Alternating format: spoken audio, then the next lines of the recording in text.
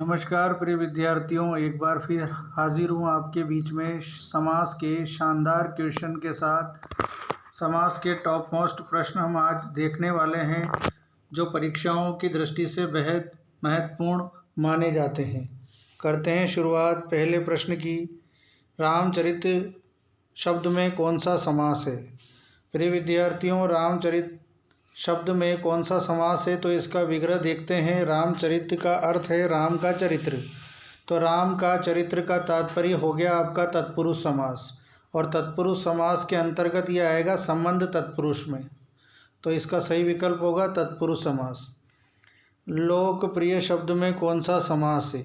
तो लोकप्रिय शब्द का समास विग्रह होगा लोक में प्रिय, यानी यह कर्ण तत्पुरुष का उदाहरण है, तो इसका यहाँ विकल्प को देखते हुए तत्पुरुष समास सही होगा। तत्पुरुष के अंतर्गत पूछे तो इसमें आएगा कर्ण तत्पुरुष। तीसरा प्रश्न है ग्रामगत शब्द का समास विग्रह होगा, तो ग्रामगत का तात्पर्य है ग्राम को गया हुआ। ग्राम को गया हुआ यानी कर्म तत्पुरुष समास का ये उदाहरण है, कर्म तत्पुरुष समास, और विग्रह होगा ग्राम को गया हुआ। चौथा प्रश्न, किस समास में अंतिम पद प्रधान होता है? अंतिम पद का तात्पर्य दूसरे पद से होता है, तो अंतिम पद किस समास का प्रधान होता है? तो आपको बता दें बहुब्रीहि समास में दोनों ही पद प्रधान नहीं होते, तीसरा पद प्रधान होता है। अव्ययीभाव समास में तो प्रथम पद प्रधान होता है। कर्मधारय समास में उपमेय उपमान विशेषण विशेष्य का प्रयोग होता है, तो अंतिम पद प्रधान यहाँ माना जाएगा तत्पुरुष समास का। विकल्प पहला सही होगा। किस शब्द में अव्ययीभाव समास है? तो सही विकल्प होगा यावत जीवन। जहाँ भी यावत शब्द जुड़ा हुआ हो वहाँ अव्ययीभाव समास माना जाता है। छठा प्रश्न है यथाशक्ति शब्द में किस समास का उदाहरण है? तो यथाशक्ति शब्द किस समास का उदाहरण है? प्रिय विद्यार्थियों, जहाँ भी यथा शब्द जुड़ा हुआ हो वहाँ अव्ययीभाव समास माना जाता है। अगला प्रश्न है चरण कमल किस समास का उदाहरण है? तो प्रिय विद्यार्थियों, चरणों को किसके समान बताया गया? कमल के समान। तो के समान का भाव जहाँ होता है वहाँ होता है कर्मधारय समास, के समान।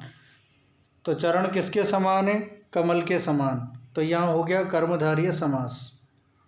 दशानन शब्द का सही विग्रह होगा दश है आनंद जिसके वह, अर्थात रावण, तो दशानन शब्द का सही विग्रह होगा दश है आनंद जिसके वह। इस शब्द में बहुब्रीहि समास माना जाएगा। समास पूछते तो बहुब्रीहि समास, और समास विग्रह की दृष्टि से है दस है आनंद जिसके वह, यह विकल्प इसका सही होगा। दूसरा विकल्प इसका सही होगा। नीलकमल शब्द में कौन सा समास है? तो नीलकमल शब्द का समास विग्रह क्या होगा? नीला है जो कमल, तो है जो शब्द का जो भाव है यह कर्मधारय समास में आता है।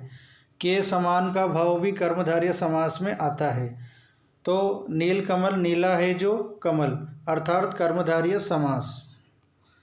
10वां प्रश्न है निम्नलिखित में से किस शब्द में संधि व समास दोनों हैं? तो आपको बता दें पंचानन शब्द का संधि विच्छेद होगा पंच प्लस आनन, यानी कि दीर्घ संधि, और इसका समास होगा पाँच है आनंद जिसके, अर्थात बहुब्रीहि समास। तो पंचानन शब्द में संधि भी है और समास भी है। संधि कौन सी है? दीर्घ संधि, पंच प्लस आनंद। समास कौन सा है? बहुब्रीहि समास। इस प्रकार के प्रश्न भी परीक्षाओं में कई बार पूछे जाते हैं। ये थे आज के टॉप मोस्ट 10 प्रश्न जो मैंने आपको समझाए। इसी प्रकार के प्रश्न परीक्षाओं में देखने को मिलते हैं, और व्याकरण से संबंधित समास एक मुख्य टॉपिक माना जाता है। आप इन प्रश्नों को ध्यान से समझें और हल करें। इसी प्रकार के प्रश्न आपको परीक्षा में देखने को मिलेंगे। मिलते हैं अगले वीडियो में। धन्यवाद।